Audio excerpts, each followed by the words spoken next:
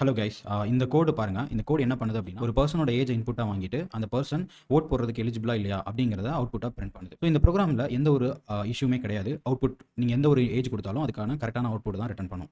But நீங்க இதோட கண்டிஷனை நோட் பண்ணீங்க அப்படின்னா, இது ரொம்பவே ஸ்ட்ரேஞ்சா இருக்கு. இத படிச்சு அண்டர்ஸ்டாண்ட் பண்ணிக்கிறதுக்கு கொஞ்சம் டிஃபிகல்ட்டா இருக்க மாரி இருக்கும். ஸோ இந்த மிஸ்டேக்ஸ் வந்து கம்ப்ளீட் பிகினரா இப்ப தான் ஒரு ப்ரோகிராமிங் கத்துக்கிறாங்கன்னா, இந்த மாரி மிஸ்டேக்ஸை ஃப்ரீக்வென்ட்டா பண்றத நான் நோட் பண்ணேன். ஸோ இதுல என்ன ப்ராப்ளம் அப்படின்னா, நீங்க கான்ஸ்டன்ட் வேல்யூவ லெஃப்ட் சைட் கொடுக்கும்போது அது ரீடபிளாவே இருக்காது. ஸோ அதுக்கு பதிலா நம்ம என்ன பண்ணணும்னா, ஆக்சுவலா இந்த கண்டிஷன் நம்ம ரீட் பண்ணும்போது எப்படி ரீட் பண்ணுவோம் அப்படின்னா, ஒரு பர்சனோட ஏஜ் 18 ஆர் 18க்கு மேல இருக்கணும் அப்படின்னு நம்ம சொல்லுவோம். ஓகேவா? ஸோ இப்ப ஒரு பர்சனோட ஏஜ் அப்படிங்கிறது தான் லெஃப்ட் சைடு வரணும். அந்த 18 ஆர் 18க்கு மேல இருக்கிறது அப்படிங்கிறது தான் கண்டிஷனா வரணும். ஸோ இப்ப லெஃப்ட் சைடு நம்ம என்ன குடுக்கணும் அப்படின்னா, ஏஜ் குடுக்கணும். அண்ட் கண்டிஷன் வந்து கிரேட்டர் தானா மாறிடும். Greater than equal to 18. So left side always variable use பண்ணுங்க.